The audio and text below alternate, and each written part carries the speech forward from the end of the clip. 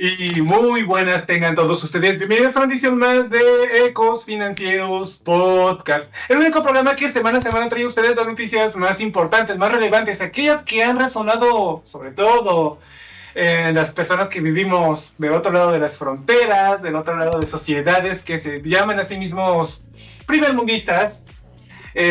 Los galardones vivientes de lo que es la civilización humana, lo mejor de la humanidad, y que a la mera hora, cuando llegan las noticias para acá, nos quedamos y vemos que no son tan diferentes de nosotros. Vaya semanita, ¿no es así, Mari Carmen? Así es. De hecho, se viene un noticiero, por así decirlo, o una compilación de noticias que de cierta forma se fueron mencionando desde el principio de año. Se han estado desarrollando, valga la redundancia. Y bueno, ahora han tomado este protagonismo para esta semana. La última semana de enero. Así es. ¿Y qué tenemos en esta semana, en esta emisión? Bueno, una noticia que teníamos que hablar de ella sí o sí. Honestamente me he estado resistiendo a hablar de ello durante varias semanas porque es algo que ha ocurrido a lo largo de casi un mes. Pero Minneapolis está en llamas. Prácticamente las fuerzas de ICE, de esta patrulla de migración, este organismo paramilitar, se ha descontrolado. Exactamente, se ha descontrolado de una manera que... No voy a decir que me sorprenda porque nosotros venimos diciendo hace rato que ciertas cosas se estaban buscando. Sí, entonces vamos a explicarles qué ha pasado. Muchos analistas que son amarillistas salen a decir que esto es el inicio de una guerra civil de Estados Unidos. Yo discrepo. Pero bueno, eso lo vamos a decir cuando abordemos la noticia. ¿Cuál es la siguiente noticia? La siguiente noticia es que aparentemente, según otros analistas, ha habido un intento de golpe de Estado en China. Contexto, vamos a verles el contexto de lo que realmente pasó, por qué hay gente que suele decir que pudo haber habido un golpe de Estado con las mismas fuerzas élites de Xi Jinping, si esto es real o qué es lo que seguramente o más probablemente para nosotros fue lo que ha ocurrido. Y de hecho nosotros hemos dado seña a lo largo de todos estos podcasts porque varias veces hemos mencionado el tema del ejército en China. Sí, y la noticia que para mí es la estelar de esta noche es el acuerdo de libre comercio entre India y Europa. Y sí, ya sé lo que van a decir muchos escuchas. ¿En serio? ¿Un acuerdo de libre comercio? Queremos sangre y golpes de Estado. Y tú dices que la estelar es este acuerdo de libre comercio entre India y Europa. Bueno, es estelar porque nos guste o no nos guste. Es la noticia que puede marcar cómo van a estar yendo los mercados financieros para la gente que se dedica a inversiones, el sector de la banca, etc. O sea, eso nos puede repercutir, sí, de cierta forma indirecta, pero puede pasar. Ahora, pónganse, aquí lo que les puedo adelantar un poquito es que con este acuerdo comercial es un acuerdo que cuando ustedes se pueden analizar, y lo vamos a desglosar aquí, prácticamente vas viendo cómo Europa está desesperada por hacer un acuerdo comercial que prácticamente no le beneficia en casi nada. En casi nada. Le beneficia, ¿sí? O sea, hay beneficios, pero vamos a ver qué tantos son. ¿Cuáles son esos beneficios que está tan desesperadamente buscando Europa? Sí, porque esa es la palabra, está desesperada. Y porque este acuerdo es algo que sí quieren buscar a diferencia del Mercosur. ¿Por qué Mercosur? ¿Por qué Mercosur no? Mientras que con la India sí. Sí.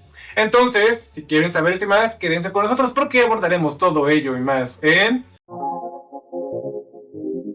Ecos Financieros. Un espacio de geopolítica, economía, finanzas e inversión. Muchas gracias por acompañarnos, muchas gracias por sintonizarnos, por descargarnos y por suscribirse a todas aquellas personas que lo han seguido haciendo semana con semana.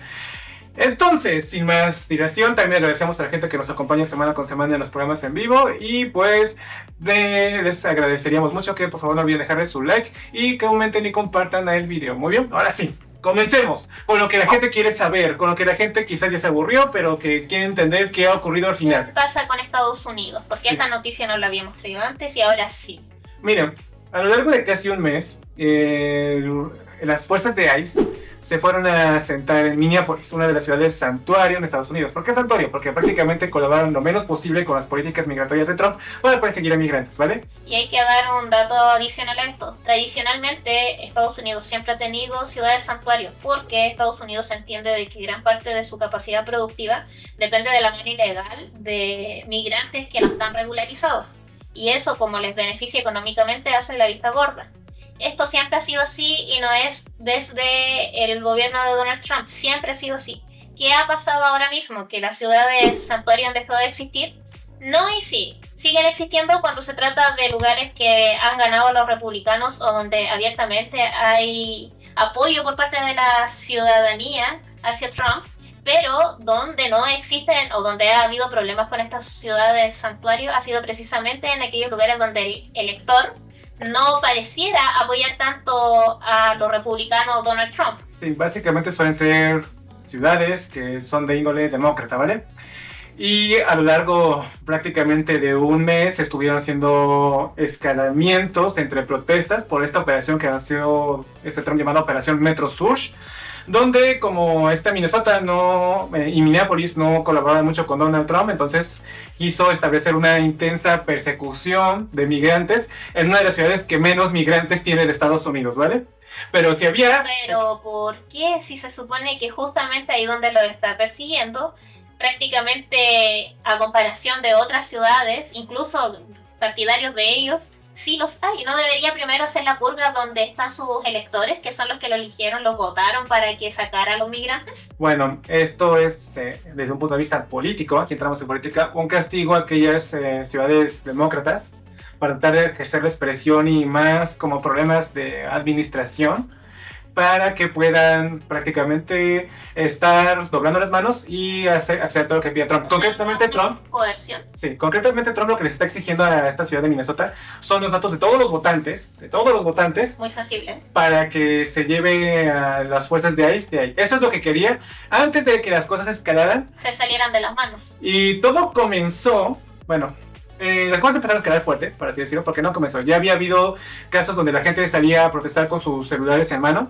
Las fuerzas de ahí se agarraban, decían, no me estés grabando.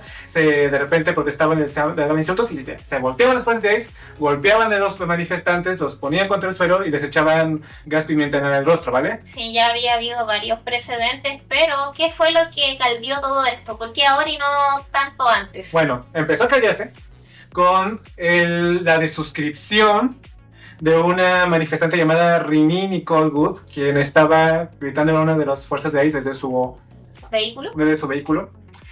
Y de repente ve cómo se le echan encima y quieren sacarla del vehículo. Aparentemente en un acto, por lo menos de lo que a mí me parece lo que veo video, de tratar de huir de algo, de una fuerza peligrosa, trata de darse la vuelta e irse. La cosa es que uno de los enmascarados de ICE agarra y le da como 6 balazos en el rostro, entre ceja y ceja. Y pues Rini nada más tú ves cómo agarra, medio conduce la camioneta y se estrella contra el auto que tenía enfrente, perdiendo la vida en el acto. Bueno, en todo caso, tuvo que haberla perdido en el momento en que balearon su cabeza. Sí. Varias veces. Y bueno, salieron a protestar, nuevamente las fuerzas de ICE salieron a decir que es que ella quería echarle el vehículo a todas las otras policías que estaban ahí frente a ella, que hicieron como un cambio de cámara donde veías que se movía un poquito, pero honestamente la velocidad a la que iba el vehículo no era como para que lo lastimara. No, y además que seamos sinceros, se supone que para tú estar en una fuerza militar o de policía, el entrenamiento te dice de que tú deberías disparar al ruedas. A las ruedas, al hombro, a las manos. A la persona misma, poder disparar a las piernas, a los brazos.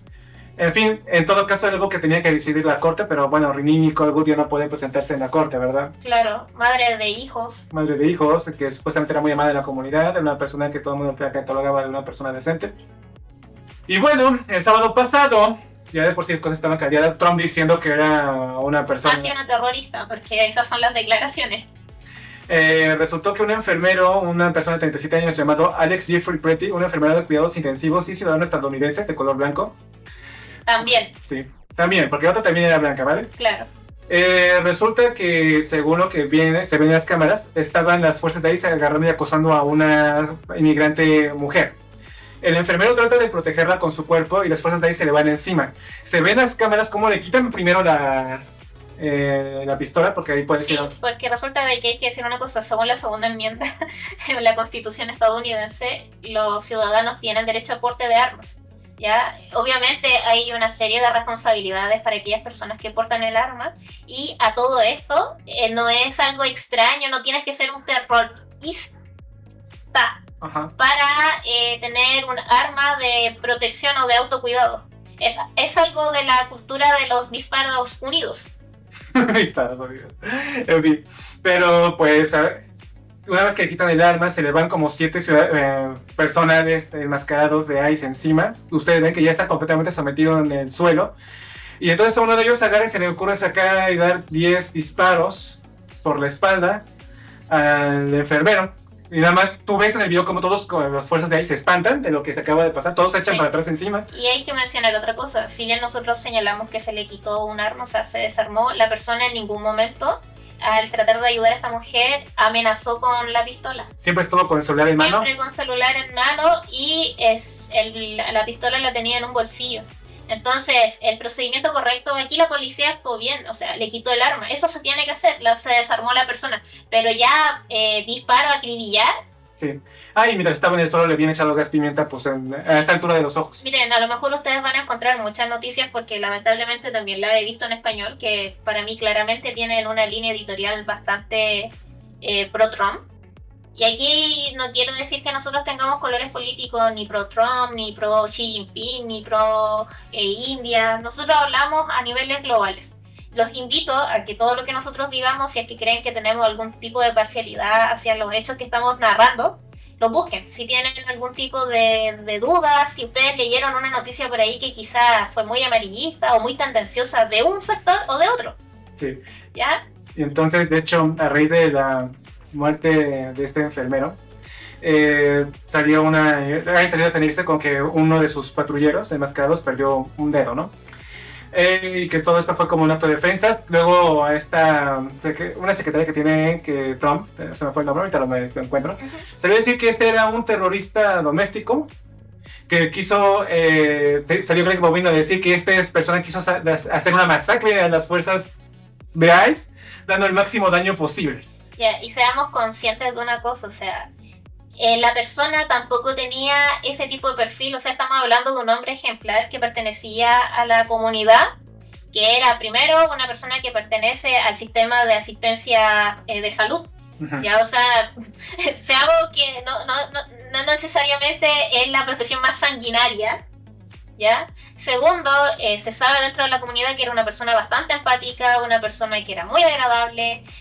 Se ve en el video también cómo esta persona, viendo de que están cometiendo una injusticia hacia esta mujer, porque, o sea, no vamos a ¿cómo decir esto? A comparar las posibilidades físicas de unos hombres enmascarados contra los de una mujer. Exacto, entonces ante esta injusticia el hombre actúa con celular en mano, en ningún momento con la mano en la cadera como para sospechar siquiera de que quisiera hacer un atentado en masa. O sea, evidentemente esto es un cambio de relato, se están protegiendo. Se está tratando de proteger, pero es que el relato fue tan absurdo. Y las imágenes... Las pruebas son tan contundentes, y es tan sencillo como mirar las imágenes del video que andan circulando por ahí. Encima, por la reacción que tienen las fuerzas de ICE cuando se dan cuenta de lo que acaba de pasar, que todos se echan espantados hacia atrás. Evidentemente fuera de protocolo completo. Ajá, ¿por qué? Bueno, para empezar ahorita el tiempo de adiestramiento de las fuerzas de ICE es de 40 días, cuando antes era de 6 meses, cuando tiene que ser de 1 año. Sí, y hay otra cosa que hay que señalar con ICE. Hay una periodista, no recuerdo bien el nombre, la pueden buscar en todos. Pero esta periodista, para hacer una nota de qué tan rigurosos son los de ICE, porque obviamente ellos llegaban con información, pasa una pequeña prueba donde la graba de hecho, y se quedó seleccionado, o sea, ni siquiera hicieron una mínima verificación de que si los antecedentes que ella aportaba eran válidos, si se presentó con una identidad falsa, nada. Quiero hacer parte de bienvenido. Claro, o sea, en menos de un día ya estaba adentro. Si dicen que tardaron la nada misma. Y ahora la gente se está uniendo porque resulta que las fuerzas de ICE, a comparación de los salarios que están recibiendo los estadounidenses, son bastante competitivos, con plan dental, 40 días libres al año, pago de subvenciones de tienes deudas universitarias, prácticamente una serie de prestaciones que compiten con el mercado, dado que necesitan personal para cumplir los objetivos de Trump de ser hombre que más ha deportado migrantes en la historia de Estados Unidos, porque Obama tiene este título hasta este momento, y el Obama que todo el mundo le cae bien, bueno, el del premio Nobel de la Paz, bueno, quiere superar a Obama y lo va a hacer de una manera u otra en su primer año. Quiere deportar a 10 millones de migrantes y para eso tendría que deportar 200,000 al mes. Y el tema con esto es que ni siquiera es que los de ICE no puedan detener de forma diestra y siniestra. El tema aquí real es la rapidez con que se debe hacer desde la justicia. Ya no hay en estos momentos una capacidad burocrática, creo que esa es la palabra más adecuada. No existe la burocracia en estos momentos en Estados Unidos para poder agilizar ese trámite. Por eso que hemos visto también a lo largo de este corto periodo que han habido muchas deportaciones injustas, incluso de ciudadanos americanos. Ciertamente, y mira que incluso entre las cosas que han indignado mucho es que trataron de usar niños para tratar de capturar a sus padres. De hecho, esta es otra de las cosas que también tiene muy indignada a la gente. Esta noticia tómenla con pinzas porque la vi desde las dos aristas, desde una súper extrema contra Trump y otra muy pro Trump. ¿Qué pasó realmente? Bueno, resulta que un niño estaba viniendo de la escuela y sus padres lo traían con él. Resulta que la policía de ICE agarra y se lleva tanto al menor como a su padre encarcelados. Horrible, ¿no? También me encontré el caso de una estadounidense que se casó con un brasileño que había ido por su visa de estudiante, que se quedó más tiempo del que debía, pero estaba, como se había casado con una estadounidense, y estaba en trámites de la Green Card. Fue en octubre del mes pasado a su cita de revisión de inmigración porque iba a salir todo bien. Resulta que la señora esta que le estaba teniendo le tiene una trampa y la gente de ICE viene desde los pasillos a llevárselo esposado. Como resultado salieron noticias de que este mes decidió irse a Brasil a vivir. Sí. Y pues prácticamente estamos en un periodo donde vemos lo más... Bueno, al país que se vanagloria en las películas de Hollywood de ser los que portan el estandarte de lo que son los valores máximos de la humanidad. Claro. En fin, en todo caso, Greg Bovino, el líder de estas operaciones que ha salido en este momento, un alto funcionario de la patrulla fronteriza, quien estuvo a cargo de todo lo que ocurrió en Minnesota, salió a defender todo lo que ha ocurrido hasta este momento, diciendo que los de ICE tienen que hacer un duro trabajo, pero que alguien tiene que hacerlo por la patria. Las cosas escalaron cuando desuscribieron al enfermero, se puso a pelear en redes sociales con todo el mundo.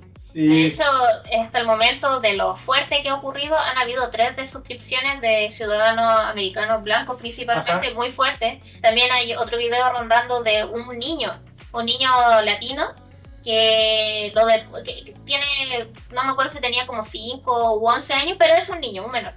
Y se ve como los policías de ICE corren a él y lo detienen, y el niño grita, no soy ilegal, en español. Ajá. Lo dice primero en inglés y después de la desesperación lo dice en español.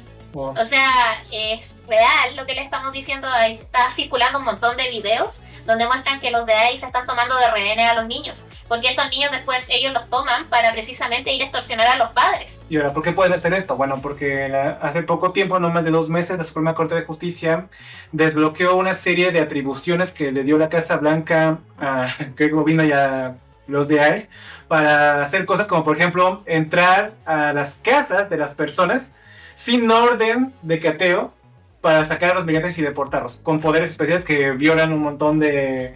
O sea, para ellos es completamente lícito secuestrar a un menor a la salida de su colegio, de su escuela, sí. Pedirles la información para que lo lleve donde viven sus adultos responsables y extorsionar a que abran la puerta para que devuelvan a los menores. Está pasando, ya está pasando. En fin, también he visto cámaras donde la gente blanca está protestando y los de ahí se agarran y dicen, se voltean y tratan de salir del auto. En Estados Unidos el auto se considera parte de tu propiedad y legalmente la policía no puede sacarte, ¿vale? De aquí viene el tema de la primera señora de la que hablamos, que era madre, que lamentablemente falleció a manos de un policía descriteriado que le disparó en la cabeza. Y bueno, con todo esto, y como Greg Bovino, al mando de esta operación en Minnesota, solo respondía ante la Casa Blanca, pues se sentía todo poderoso.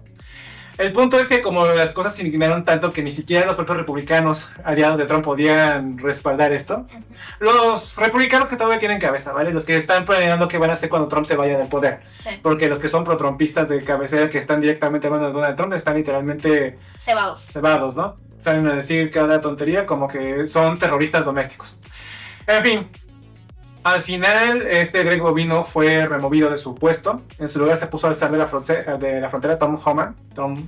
Y pues se le volvió a regresar a California, donde salió realmente originalmente esta persona. Pero en este momento se supone, se baraja que está a punto de ser retirado silenciosamente fuera de los cámaras. Se le suspendió sus cuentas de redes sociales en X para que no estuviera... ¿Por qué se hizo esto? Porque resulta que esta persona, desde que había asumido su posición, había sido bastante mediático y controvertido a la hora de expresar su opinión libremente, opinión bastante básica. Dijo cosas bastante detestables respecto a derechos fundamentales. Sí. Entonces, de por sí ya era una persona muy polémica. Era el payaso perfecto para causar el caos que Trump quiere, porque lo que realmente estaba persiguiendo era hacer una extorsión en este tipo de estados para conseguir los datos de los electores. Sí, y bueno, ante la remoción de Greg Bobino, Trump salió a decir que no, esto no lo veo como un retroceso, simplemente lo veo como un cambio de estrategia, y describió a Greg Bobino como un tipo excéntrico, que hay fotos donde está Greg Bobino haciendo la señal de 1940. El señor del bigote chistoso. Esa señal. Incluso esos son sus ídolos. Sí, entonces envió al zar fronterizo Tom Homan, como quien estaba prácticamente sobre todo en la frontera entre México y Estados Unidos. Y pues Tom Homan salió hoy a decir en cámaras que está trabajando de una manera para quitar a las fuerzas de ICE de Minnesota, como que para tratar de desescalar todo lo que se ha caldeado en este lugar.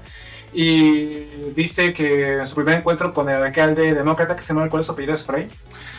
Dijo que fueron relaciones muy constructivas y que considera que esto va a ir por buen puerto, porque tiene que ser decirlo, ¿no? Sí, en todo caso, mucha gente es escéptica al pensar de que esto simplemente es un pequeño maquillaje a lo que va a seguir ocurriendo. Al menos yo lo que puedo decir es que, optimistamente hablando, esta persona, al menos si es alguien preparado para estar en la posición en la que está. ¿Y qué? A diferencia del otro... Tarado.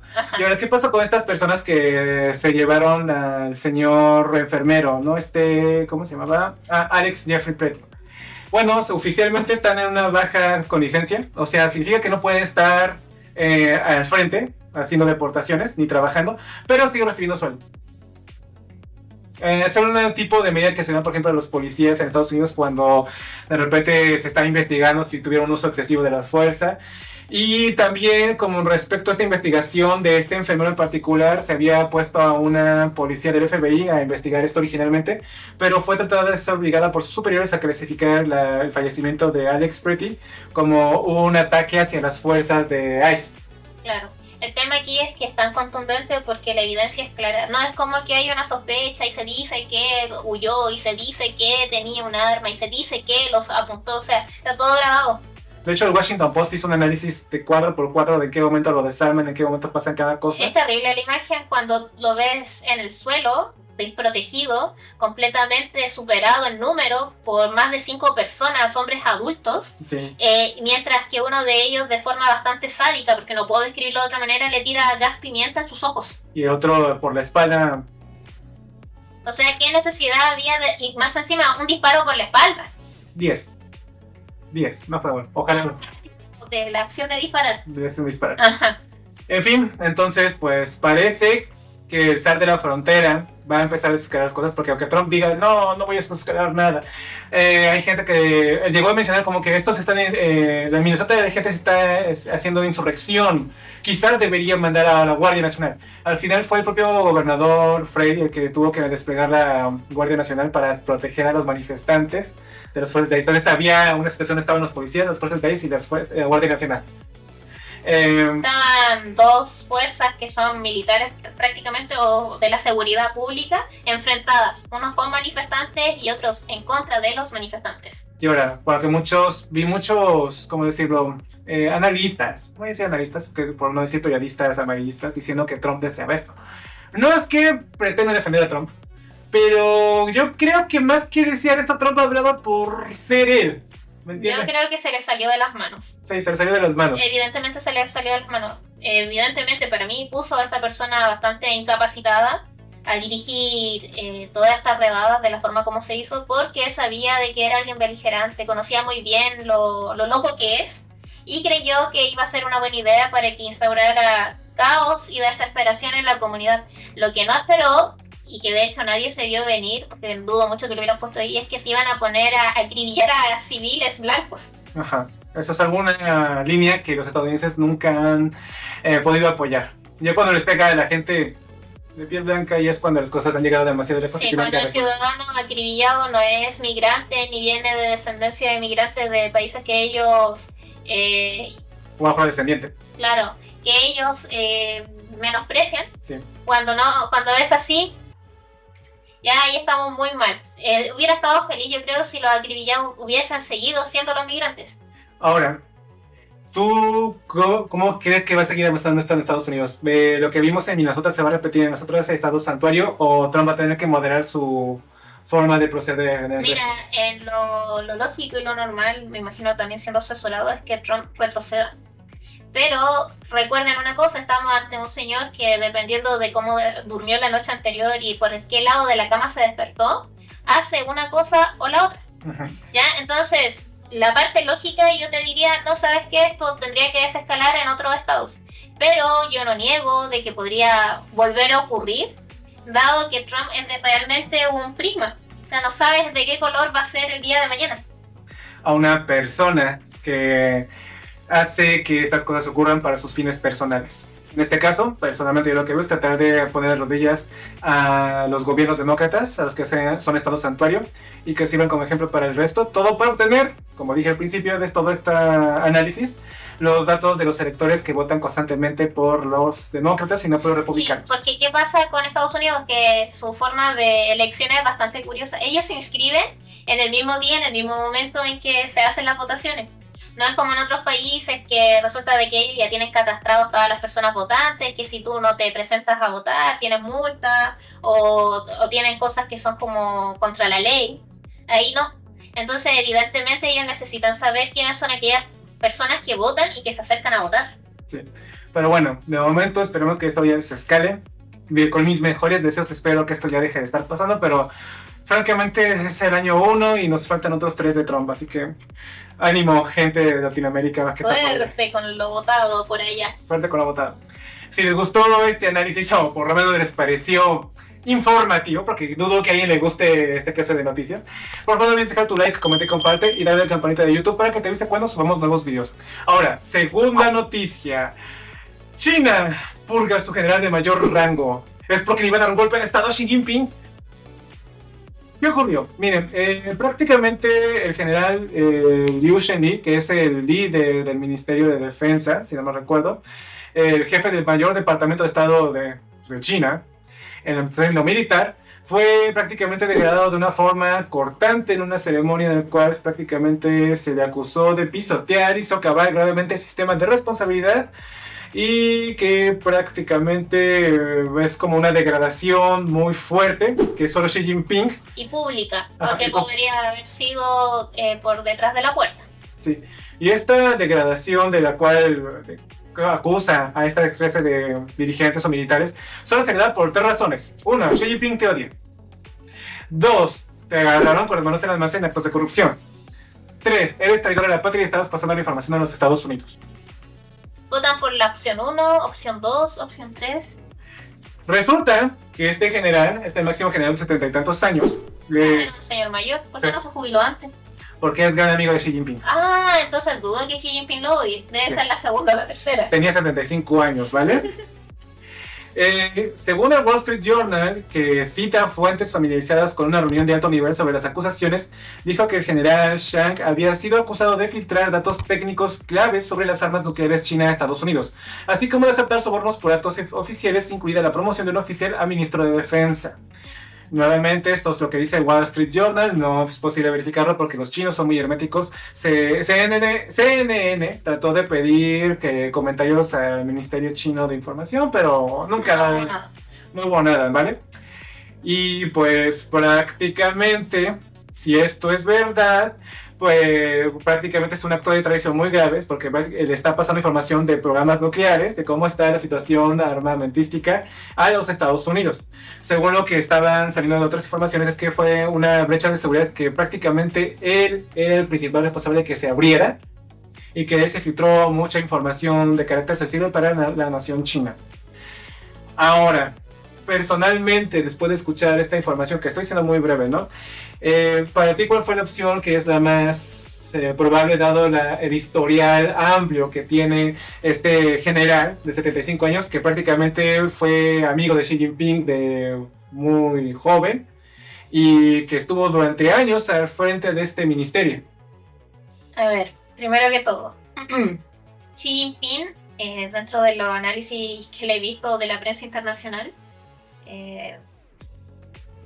hay que hacer algunos desmentimientos. Se dice de que Xi Jinping no tiene idea sobre la milicia, se dice sobre Xi Jinping de que esto es un disparo en el pie. Que quiere tener todo el control militar personalmente. Claro, casi que lo comparan con Putin, como que está sediento de poder, de ansias, y que el poder se le subió al cerebro. Que ha envejecido y tiene miedo de perder el control. Ah, sí, también, que ha envejecido, que casi que está senil. ¿Cuántos años tiene Xi Jinping? Uy, 71, si no me recuerdo. 71 o 72 años. Voy a buscar edad. Sinceramente, para un político no es ser tan viejo. ¿Ya? O sea, pensemos en Donald Trump, que tiene 80 y tantos. Sí. Xi Jinping, si nosotros lo vemos, tampoco se ve como una persona que no esté lúcida, o una persona que esté demacrada, o que los sueños se lo están comiendo. De hecho, por el tipo de cultura que es China, nosotros podemos ver que los ancianos allá, hasta los 90, hasta los 100 años, haciendo ejercicio, se mantienen bastante bien en forma. Mucha gente fallece incluso haciendo todas sus funciones normales. Ya no es como que terminen completamente postrados o algo, o sea, se mantienen bastante bien por el tipo de alimentación que tienen, por el tipo de cuidados, por el tipo de vida. Xi Jinping por sí mismo se nota que es un hombre esbelto. Yo creo que se debe ejercitar. No, insisto, no se ve demacrado. Habiendo hecho todo ese disclaimer, cuando él era joven, primero, ¿dónde conoció a este amigo, mejor amigo, persona al General Chan? Resulta de que Xi Jinping perteneció a una escuela militar en su adolescencia. O sea, su escolaridad, él la vivió en una escuela que era para futuros militares. ¿Ya? ¿Su familia de dónde viene? Su familia, el papá nace de la guerrilla de la guerra por el tema del Partido Comunista. ¿Ya? De hecho, él también en su momento asumió un rol bastante importante como de ministro. Y después de ciertas idas y vueltas, porque él era una persona que apoyaba como el liberalismo económico y todo eso, y estaba como contrario con el que estaba en el poder en ese momento. Cuando Xi Jinping es adolescente, es como convertido en paria por parte del gobierno chino, o sea, como que lo derriban porque aquí todos son alianzas políticas. Y casi que un traidor porque estaba con pensamientos liberales, como acercándose a lo que era básicamente el capitalismo. ¿Ya? Y no seamos tan ingenuos con esto, porque finalmente si tuviéramos que hablar de uno de los mayores exponentes del capitalismo, es China. China es completamente capitalista desde su forma de hacer negocio. No estamos hablando de la estructura interna de la política, cómo se vive, ¿ya? Cuánta intervención del Estado tiene, sino que me estoy refiriendo netamente a sus prácticas depredatorias, que son características de una sociedad que vive en las reglas del capitalismo puro y duro, ¿ya? Entonces, pensando en todo eso, con un Xi Jinping que su padre de por sí viene de la alta política china, que había sido un contendiente fuerte contra lo que había sido el gobierno, que fue derribado, que fue considerado un paria, que Xi Jinping después cuando empieza a hacer su carrera tiene que de boca para afuera o de dientes para afuera decir no, mi padre lo repudio, es un traidor a China, para estar congraciado con lo que eran los poderes en esos momentos del poder chino, pero también se sabe de que muchos amigos de su papá lo ayudaron a obtener las primeras posiciones de poder donde él estuvo. Ya, o sea, él fue elegido a dedos. Para la gente que no sabe, aquí un poquito de Xi Jinping, después de que él sale de esta academia militar, por el tema del destierro de su padre, por así decirlo, lo mandan a una provincia donde le toca ser agricultor, le toca ser campesino. De hecho, él en ese momento adquiere mucha simpatía del campesinado, porque es como yo, los entiende. De hecho, hasta el día de hoy has tenido bastante respaldo por parte del campesino. Luego, es por ayuda de un amigo del papá, contactos familiares, digámoslo así, una persona lo manda a estudiar a la universidad.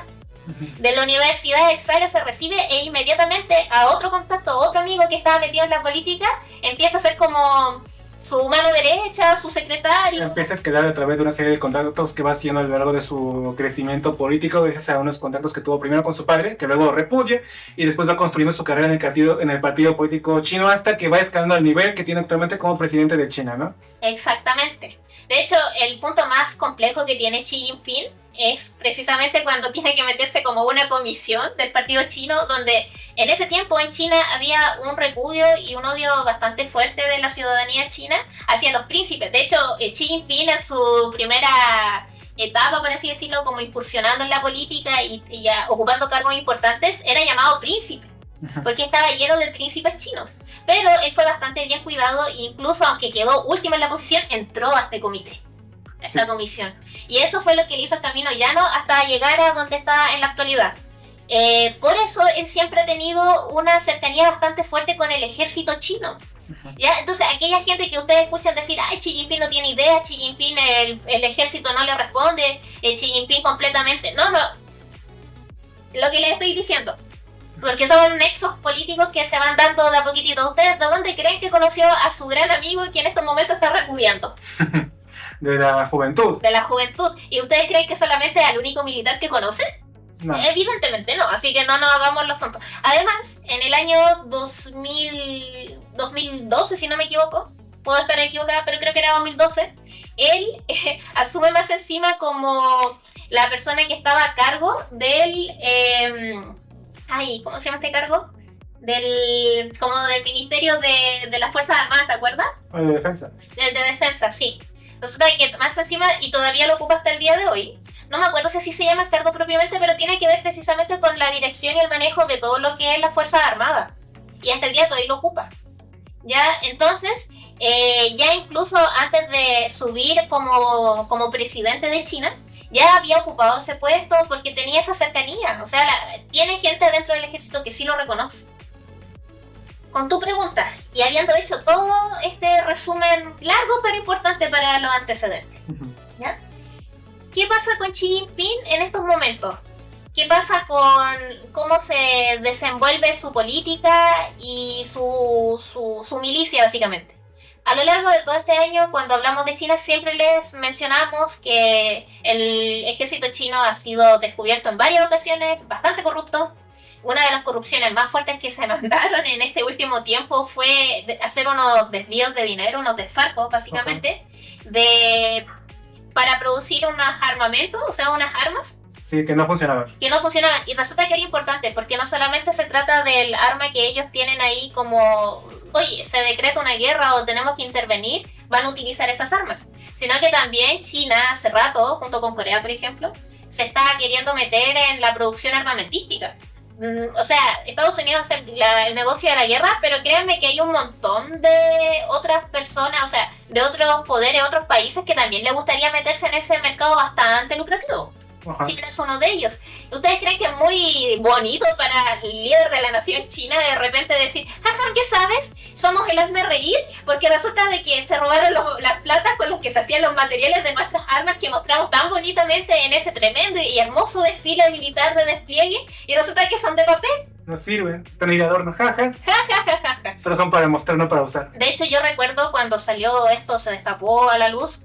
De hecho, fueron hazme reír. Me acuerdo de muchos comentaristas, muchos analistas, muchos periodistas que también tienen un sentimiento anti-China bastante fuerte, y es cómo se reían.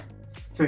Ya, entonces el gobierno ha identificado en múltiples ocasiones, no solamente este año, sino también años anteriores, purgas una y otra vez al ejército, porque el ejército tiene bastante corrupción. Sí.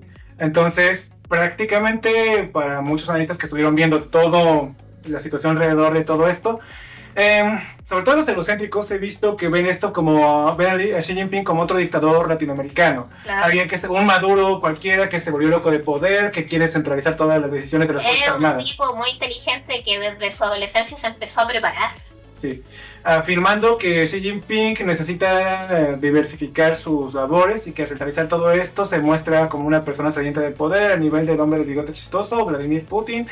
Y pues prácticamente diciéndole que como ya está viejito, ya Como está senil. lo pone al nivel de un Donald Trump, ¿no?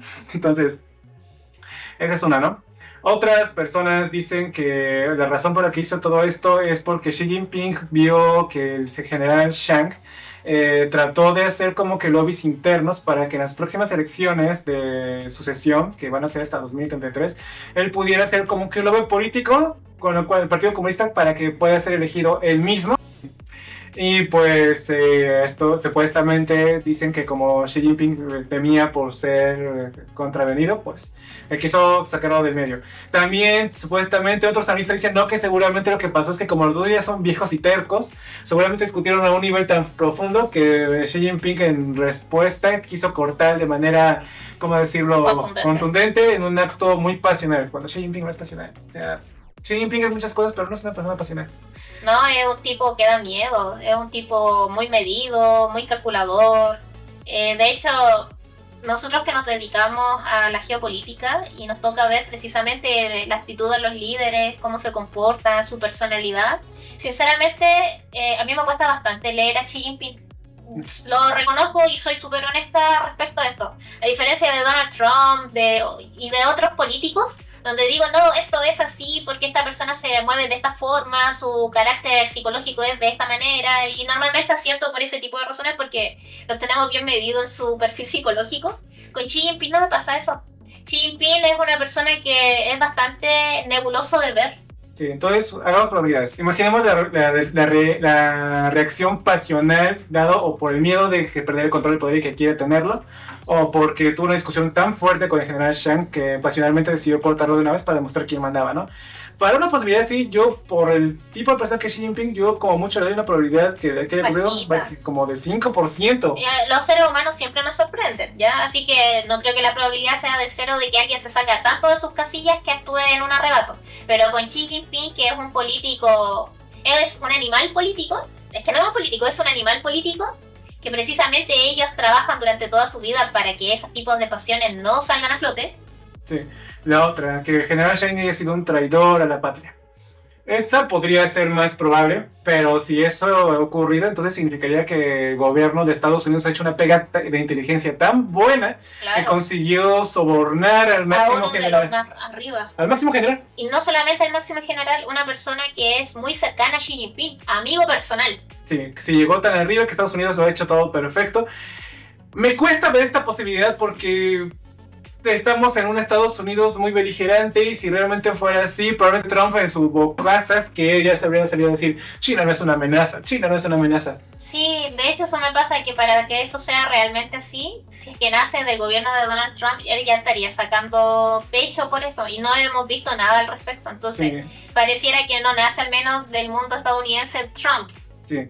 No creo que sean los demócratas estadounidenses los que estén jugando a favor de Trump en estos momentos. En todo caso, no viene a negar que haya ocurrido, ¿no? Que haya vendido la información. Pero pues yo creo que un 30% de probabilidad a mí se me antoja que haya ocurrido, ¿vale? A mí personalmente se me antoja que la más probable es que lo hayan cachado con las manos en la masa en un tema de corrupción muy fuerte, y dado que Xi Jinping ha visto lo que ocurre cuando gente que se corrompe y empieza a relacionar todo tu gobierno y toda la construcción de algo que quieres hacer, y el Xi Jinping tiene el sueño máximo de ver a China en 2050 como la primera potencia a nivel mundial, y ha hecho purgas constantemente para limpiar el aparato militar. Sí, de hecho es una persona que desde que está en el lugar donde está ha hecho purga, y no solamente a lo que es el gobierno y lo militar, también lo ha hecho en el nivel empresarial, donde hicieron, por así decirlo, grandes capitales, o sea, gente muy rica en China, riqueza real, y gente que nunca se hubiese imaginado de que lo echarían abajo por las empresas que presiden, por la economía que mueven, y aún así corruptos. Sí, y además tengamos en cuenta una cosa, desde que Xi Jinping llegó en 2012 al poder, ha impulsado un amplio esfuerzo para remodelar el ejército, no solo para convertirlo en una fuerza moderna, capaz de vencer a Estados Unidos, sino para que sea una fuerza eficiente internamente, que sea incapaz de ser corrompida, que sea capaz de actuar de manera, ¿cómo decirlo?, instantánea ante cualquier tipo de acción, de invasión o de defensa, ¿vale? Y pues desde 2017 he estado haciendo purgas constantes para ver quiénes son los activos del ejército que no sirven, para quitarlos, porque en China también está la cuestión de que socialmente hablando, la gente millonaria, hablamos de las élites económicas de China, ven como algo muy bueno y deseable que sus hijas o hijos se casen con hijos de la élite militar. Sí, con un alto funcionario militar, y entonces hacen castas político-militar. Ajá, o económico-militares. O económico-militares, sí. El punto es que creo que como este mensaje que da Xi Jinping de que ni siquiera mi más deben de amigos, yo lo cacho haciendo algo mal, claro, es intocable. Por eso es que lo hizo de forma tan rimbombante. Es como que, mira, si tú haces algo así corrupto, o sea, fui capaz de repudiar a mi padre y soy capaz de rechazar a mi amigo, ¿qué no te voy a hacer a ti? Y esto ha creado una serie de inestabilidad en toda la cúpula militar, porque si ni siquiera el máximo general es intocable, entonces ¿quién realmente lo es? Y ciertamente... El leal. Ajá. Ciertamente esto trae inestabilidad al cuerpo militar y pone una posición precaria en caso de que haga un conflicto internacional que involucre a China, ¿no?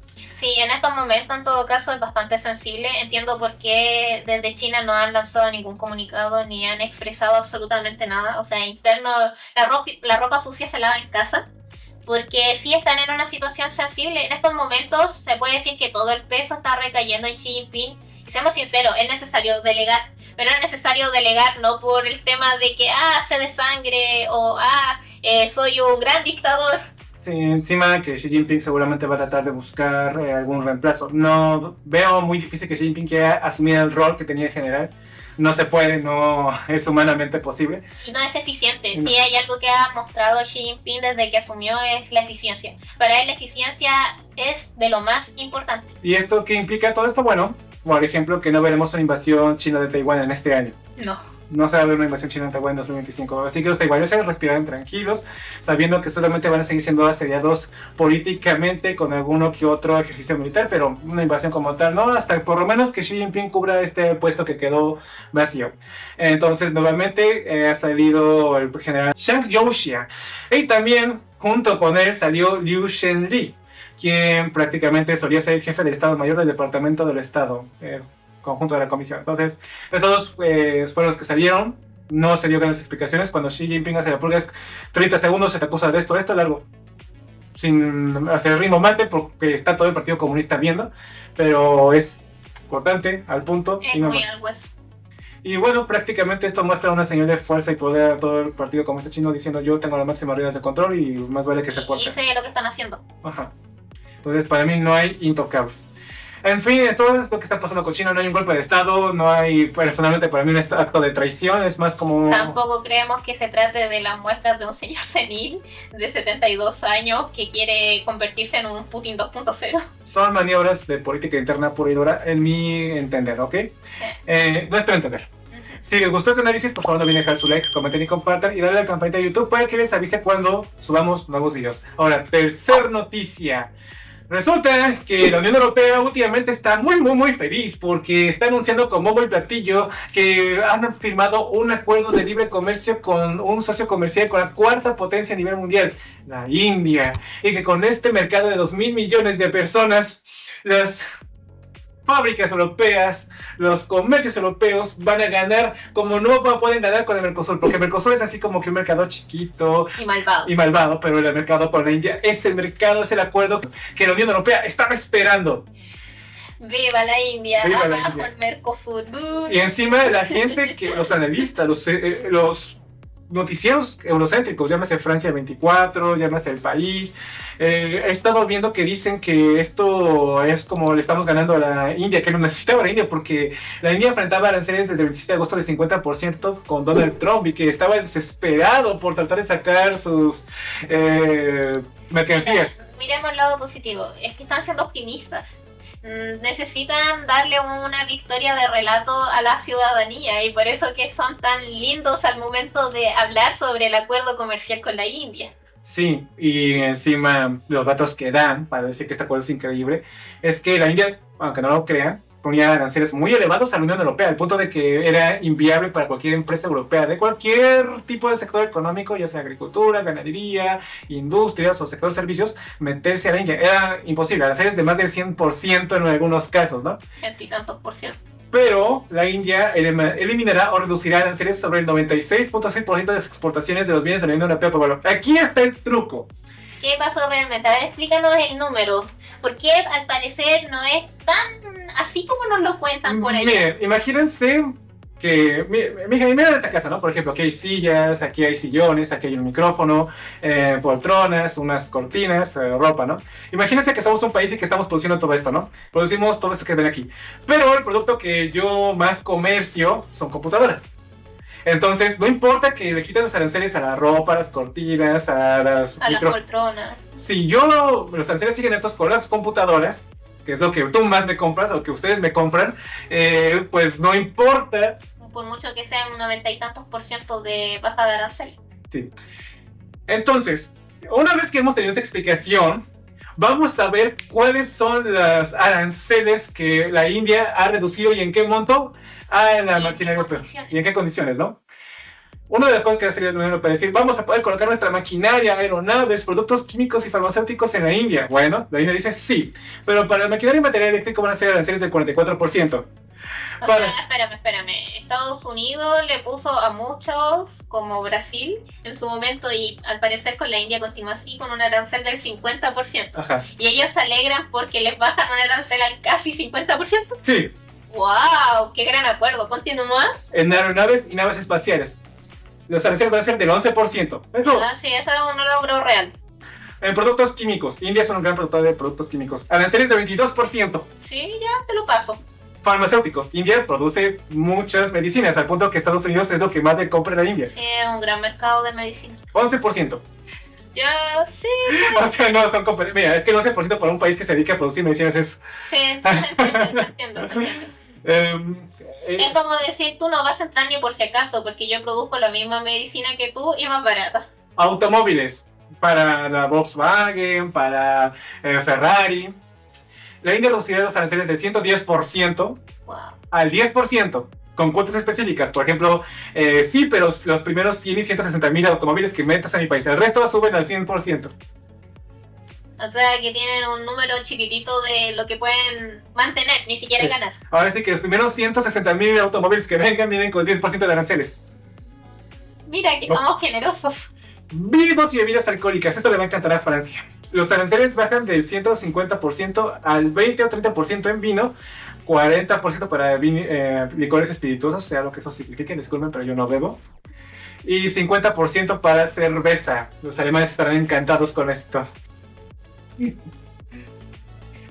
los súper ricos que viven en la India, que son obscenamente, ¿cómo decirlo esto?, ostentosos, seguramente van a estar felices con estas reducciones. Al fin van a poder tener un real champán francés o una verdadera cerveza alemana.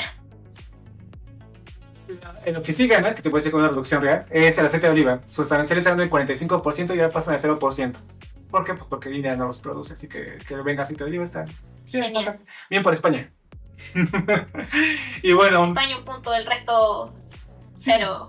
sí, entonces pues prácticamente son aranceles bastante elevados. O sea, aquí no veo realmente que haya un acuerdo comercial como lo que ellos definen.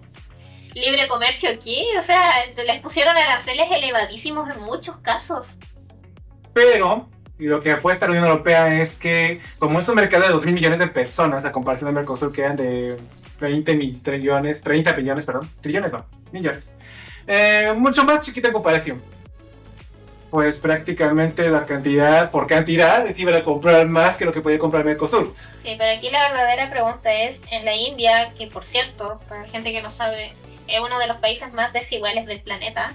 Es uno de los países donde ostentan los récords de mayor pobreza a nivel, ¿cómo se llama?, de población. O sea, hay gente muy, muy precaria en la India. Así como hay gente que es obscenamente rica, también hay gente que es obscenamente precaria. Sí, y honestamente, el promedio de ingresos de la mayoría de la población de India no es tan elevado.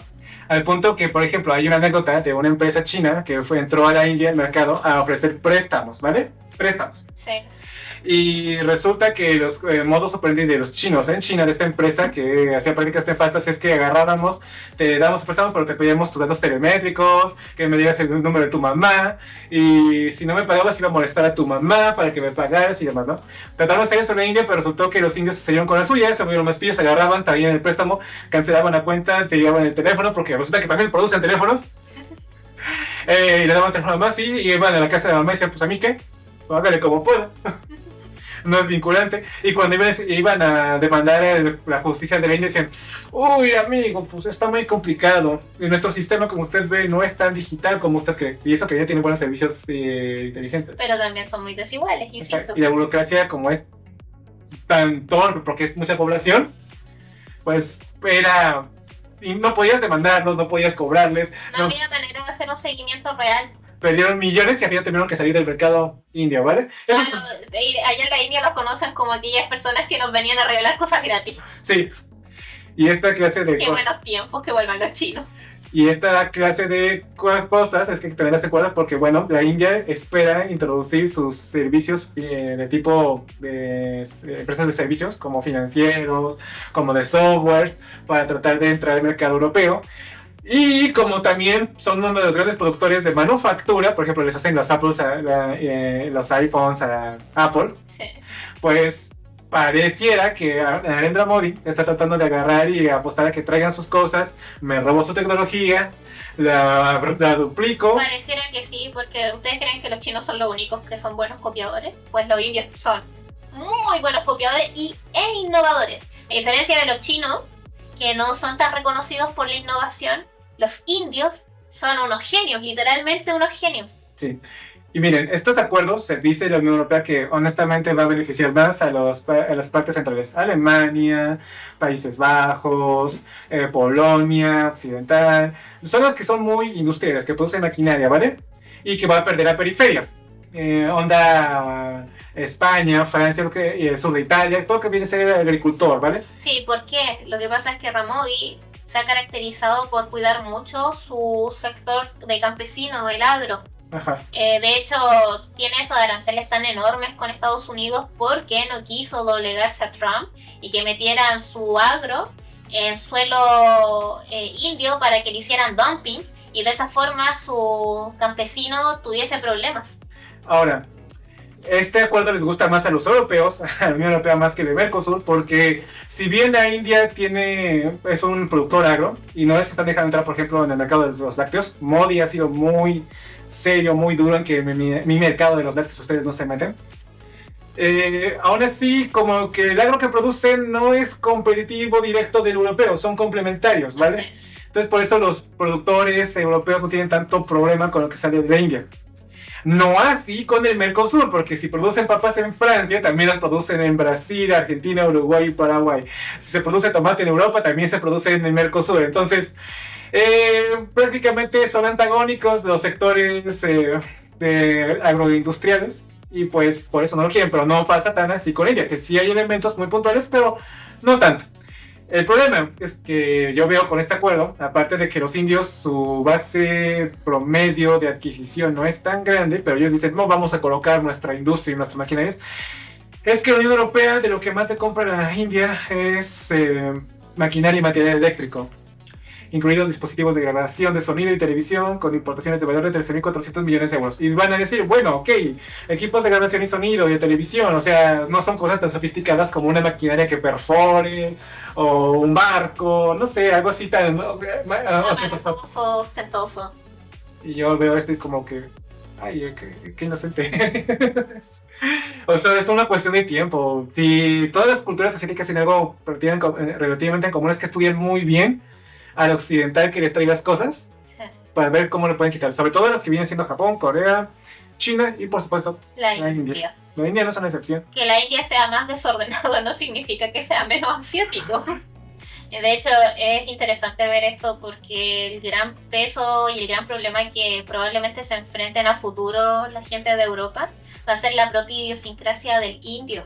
La idiosincrasia india es desordenada, pero es vibrante, pero es genia a la hora de hacer cosas. Uh-huh. ¿Ya? Y también tienen sus cosas malas, son bastante estafadores. Entonces, miren, la Unión Europea, vamos a ver quién gana más con este acuerdo, ¿no? La Unión Europea dice que va a ahorrarse 4.000 millones de euros al año en aranceles, ¿no? Y eso es verdad, o sea que no pagas 4.000 millones de euros, es una cantidad no despreciable, no tanta, pero no es despreciable. Personalmente, si me dices que es un mercado de 2.000 millones de personas y me dices que te vas a ahorrar 4.000 millones al año y yo divido 4.000 entre 2.000, como que la cantidad de euros como que no es tanta, ¿vale? Pero bueno, es una división entre lo que dices que te ahorras y la población de la India. La India actualmente ya está exportando 90.000 millones de euros a la Unión Europea. La Unión Europea aceptó liberar 99.5% de sus líneas arancelarias, o sea, de todo lo que se produce y se vende. Y pues los sectores clave de la India, que son los que protege Modi, ganan competitividad inmediata. ¿Cuáles sectores son? El textil, el farmacéutico, los químicos, que son muy importados por la Unión Europea, el acero y los servicios de inteligencia, de tecnologías de la información, ¿vale? ¿Esto sustituye parcialmente el mercado estadounidense en un momento donde la Unión Europea se ve amenazada por Donald Trump? Sí. La India también está en una situación similar, si no es que peor que la Unión Europea, definitivamente, 50% de aranceles. Sí, pero a diferencia de la Unión Europea, la India se parece en ese sentido a China y es autosustentable. Y estamos en un momento donde Narendra Modi está jugando bastante bien, donde ya firmó un acuerdo con Japón para que aumente una inversión multimillonaria, donde juega Dios y con el diablo entre China y Estados Unidos, sí, donde está diversificando su mercado ahora con la Unión Europea, aceptando este acuerdo a nivel comercio. Bastante favorable para la India y no sé qué tanto para los europeos. Sí, entonces prácticamente con todo esto que estoy viendo de la India, o sea, de mi opinión personal, ya vimos todos los aranceles que bajaron realmente a los productos europeos. La India sigue manteniendo sus relaciones con Rusia, no rompe con Occidente, reduce su dependencia de Estados Unidos, se integra más a cadenas de valor europeas, tiene su acuerdo con Japón, está jugando bastante bien, o sea, que estén enemistados con Estados Unidos hace daño, pero tiene un mercado diversificado, que finalmente es lo que tú necesitas como para poder no ser rehén de un país como lo es Estados Unidos. ¿Y cómo es posible que la India no sea rehén de Estados Unidos a diferencia de México? Bueno, porque México tiene el 80% de sus exportaciones e importaciones hacia Estados Unidos, y con Estados Unidos es cerca del 15%, si no me recuerdo los últimos datos. Su mayor socio comercial es China, y aquí está el otro problema. Muchos de los productos que quiere colocar Europa en la India, también los hacen los chinos, y están más cerca. El costo de transporte es alto, no es poca cosa. Y bueno, si realmente a la mera hora un indio de alto poder adquisitivo tenga que decidir entre productos chinos que cuesten por el solo valor de implementación, claro, y el costo de transporte, probablemente se termine decantando más por el chino que por el indio. ¿Qué podrá adquirir un indio de poder adquisitivo medio alto? Bueno, pues quizás productos como autos de lujo europeos, un Ferrari, solamente por sí yo puedo. Quizás algún producto que sea de lujo, como el vino francés, un champán. O de la moda, de alto lujo. Sí, de moda de alto lujo. Entonces realmente yo dudo mucho que la Unión Europea sería tan beneficiada como quiere creer. Y dudo mucho que la industria del alto lujo sea capaz de sustentar sobre sus hombros toda la economía de la Unión Europea. Y bueno, las estimaciones realistas, o sea, la Unión Europea dice, ¿cuál es el 1.400 millones de euros extra año? No, las estimaciones realistas son de entre 300 y 350 millones de euros extra, con una demanda de bienes y servicios, sí, pero que es muy sensible el precio. O sea, los indios son tan pobres que poquito que le subes el precio ya no te dejan de comprar completamente, no. Sí, y recordemos una cosa, esta cultura tiene una simetría bastante marcada en su población respecto a los niveles de riqueza, porque por muy grande que sea su población, eso no se refleja en que precisamente todos ellos sean los más ricos de la India. Sí. Entonces, como están viendo, acá vemos con todo esto, la India, bueno, la Unión Europea está apostando a venderle al Estado indio, a empresas indias. Y también está apostando a que la gente de la India suba su poder adquisitivo. A que la India se pueda industrializar. A eso le está apostando, que la India se vuelva un actor más poderoso en el futuro. Lo necesitan. Y en el camino están la Unión Europea comprando tiempo antes de que, si no hace las medidas que puso Antonio Draghi en su informe el año pasado, fallecerá, suicidio. Se convertir, no va a fallecer, eso convertir en Latinoamérica, no seamos tan duros. ¿No? Va a fallecer como lo conocían hasta ahora. Sí, sí, con un ejército que no es capaz de dar amenazas o dar ningún tipo de garantía o protección, porque que hayan llegado a un acuerdo con Groenlandia, pues realmente no es más que hoy, pues prácticamente no se dio cuenta con que todavía es inviable meterse a Groenlandia con todo como él quería. Así es. Pero si el momento que se dé la posibilidad, se va a meter. Pero la Unión Europea está diversificando su mercado, reduce su dependencia un poquito de China, sí, parcialmente, no tanto. También Estados Unidos, sí, parcialmente, pero no tanto. Y pues solamente estamos viendo... Está comprando tiempo. Comprando tiempo, como que va avanzando como puede, con un montón de políticos que son incapaces de tortuga. Incapaces de darse cuenta que lo que la Unión Europea necesita para mantenerse como región económica y política es unificarse y quitar todos los 27 estados, pero no lo van a hacer porque se odian. Se odian. Entonces, pues, decíamos, tampoco ha habido ningún volcán, y si es que se activa un volcán no tan destructivo y eso lo obliga a unirse, podría ser una causa natural. Una causa climática que hace que de repente muchos de los lobbies se vean afectados económicamente al destruir sus intereses personales. Sí, algo así podría ocurrir. Un volcán, ¿qué volcán? ¿Qué volcán de repente al nivel de Krakatoa explote, haga un enfriamiento de la Tierra durante los próximos 10 años, destruyendo mucho de los lobbies que hacen que la Unión Europea no se pueda cohesionar? Algo así. Es algo que no deseo porque va a sufrir mucha gente, se van a poner las cosas más caldeadas y digamos que tendrías que tener una especie de cohesión o políticos competentes al frente de la Unión Europea para que... En estos momentos no parece, nadie ha sido competente. Exactamente. Entonces, después de todo esto, ¿quién crees realmente que ganó en este acuerdo? Evidentemente la India, sobre todo por la idiosincrasia del indio. O sea, yo creo que ahí deben estar sabroseándose primero los que se dedican a robar tecnología y robar, ¿cómo decirlo esto? La producción. Ya, o sea, aquí Europa va a perder bastante intelectualmente hablando. Son una tecnología bastante sofisticada, sí, pero lamentablemente vienen de vuelta. Por otro lado, también van a ganar, para mí al menos, conociendo un poquito de la idiosincrasia del indio, la gente pobre, pero la gente pobre que hace ilícitos. Porque están abriendo el mercado europeo, o sea, va a ser más fácil, curiosamente, que puedan ser estafados los europeos. Sí. En fin, en todo caso, pues, bien por la Unión Europea, qué bueno que tiene este super acuerdo. El acuerdo que Mercosur parece que Francia va a tratar de bloquearlo completamente. Y pues, allá vamos a estar viendo cómo Europa quiere mostrarse ante el mundo que todavía soy relevante. Todavía puedo hacer acuerdos, pero hoy, ¿qué le cuesta? ¿Qué le cuesta? Y francamente este acuerdo no lo beneficia. Encima lo dejaron parado durante 18 años y si lo están trayendo nuevamente de 2 años para acá es porque se vieron la necesidad.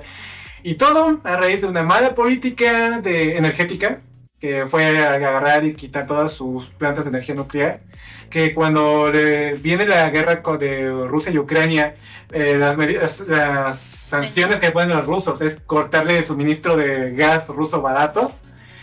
Y de ahí ha sido una... Básicamente el gran error de Europa ha sido no ser pragmático. Porque tú para liderar no solamente basta con idealismo, también tienes que ser pragmático. Sí, estoy en contra de tu ideología, de tu proceder, pero si yo soy dependiente de ti no puedo dispararme en el pie, que fue lo que hizo. Siempre he dicho y abogo bastante por la energía verde, la energía limpia. De hecho, el planeta no puede sostener una industria basada solo en hidrocarburos y contaminación, pero hay que hacerlo de forma inteligente. La Unión Europea lo hizo de la manera más estúpida posible.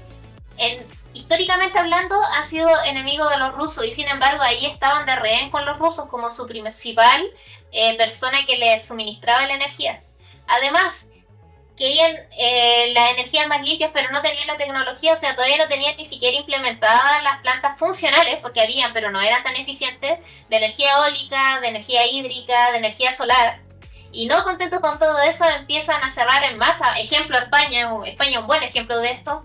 Las plantas de energía nuclear, o sea, si querías sacar todo eso, anda haciéndolo por progreso. O sea, por cada planta de energía nuclear significa que deberían haber 1 o 2 plantas que pudieran reemplazar eso de forma muy eficiente. Y si encima le añadimos el hecho de que la alta burocracia de los 27 gobiernos con 27 estados y 27 reglas diferentes que si bien la Unión Europea las trató de unificar, pero al final de cuentas, burocráticamente hablando, para poner una empresa en Bruselas o en Francia es un lío burocrático horrible. Prácticamente desincentiva cualquier empresa que se quiera quedar en Europa. De hecho, por ejemplo, Spotify nació en Europa y se fue a Estados Unidos porque literalmente no podía hacer negocios para escalar globalmente dentro de la región. Inmediatamente las propias regulaciones y los altos impuestos mataban cualquier emprendimiento que quisiera sobrevivir en el ecosistema europeo. Y no solamente eso, o sea, pasa también con la gente. Nosotros nos reímos bastante porque la Unión Europea funciona como diferentes estados cohesionados, pero que realmente no lo están. Y sin embargo, en lugar de tener la misma milicia, en vez de tener decisiones como que fuesen un solo país, lo que pasa es que se quitan literalmente los ciudadanos de un lugar a otro, porque muchos ciudadanos se van porque pagan menos impuestos, porque tienen mejores beneficios, porque allá resulta de que funciona de paraíso fiscal, etcétera, etcétera. Entonces están poniendo todo el tiempo entre los propios ciudadanos una piedra. Sí, se andan poniendo el pie entre ellos mismos, ¿no? Entonces, y así nunca va a subir como región. Y por eso recuerda Latinoamérica, al menos de Latinoamérica de los primeros siglos de la independencia, ¿no? Donde nos poníamos el pie mutuamente. En fin, solo puedo decir ante esto de Europa, pues bueno, sufriremos juntos, entenderás un poco mejor cómo vivimos los latinoamericanos. Sí. Y me es una pena porque ustedes fueron durante siglos el epítome de la cultura, del progreso, de Se los les valores. conoce como la cuna de la cultura actual. Sí, y pues todo, no sé cómo decirlo, pues las estrellas se apagan, las obras terminan. Sí, en todo caso es una consecuencia directa de sus malas decisiones porque a los países donde llegaron los sometieron de tal manera. Nosotros conversábamos fuera de cámara lo que pasa con África. Imagínense si hubiesen tratado mejor a África. Y no voy a decir que África fuese potencia, podría ser un Latinoamérica 2.0. Lo que nos salvó a Latinoamérica de ser África 2.0 es que llegaron primero los españoles. Aquí que hay una leyenda negra tirada por Estados Unidos tan fea con respecto a los españoles. Pero miren qué pasó en África, donde llegaron los ingleses, franceses, Los belgas, daneses, holandeses. Así, entonces pues prácticamente haber dejado Latinoamérica como África dividido por, ¿cómo decirlo?, de manera cuadradita, pero con un estado imposible de gobernar sobre cada ocasión. Para bien o para mal, España por lo menos nos dejó mejor parada institucionalmente con sus problemas. Bastantes universidades antes que los británicos y otros más. Sí, o sea, no fue perfecto, pero mejor que lo que dejaron las otras potencias europeas, sí fue. En fin, entonces esto sería el análisis del acuerdo entre India y la Unión Europea para que vean que sí era interesante a final de cuentas. Fue un ancianito que está dando como sus últimas patadas de ahogado para decir, soy relevante, te juro que este acuerdo me los beneficia, y a la mera pues ni tanto, ¿no? Ahí muy riéndose en su cara. Si les gustó cómo dimos este análisis, por favor no olviden dejar su like, comenten y compartan, y denle a la campanita de YouTube para que se avise cuando subamos nuevos videos. Esto sería todo por la noche de hoy, bueno, por la emisión de hoy de Ecos Financieros, y nos estaremos viendo la siguiente semana. Fuimos Alura Ávila y Mari Carmen Rojas. así que hasta la próxima. Nos vemos.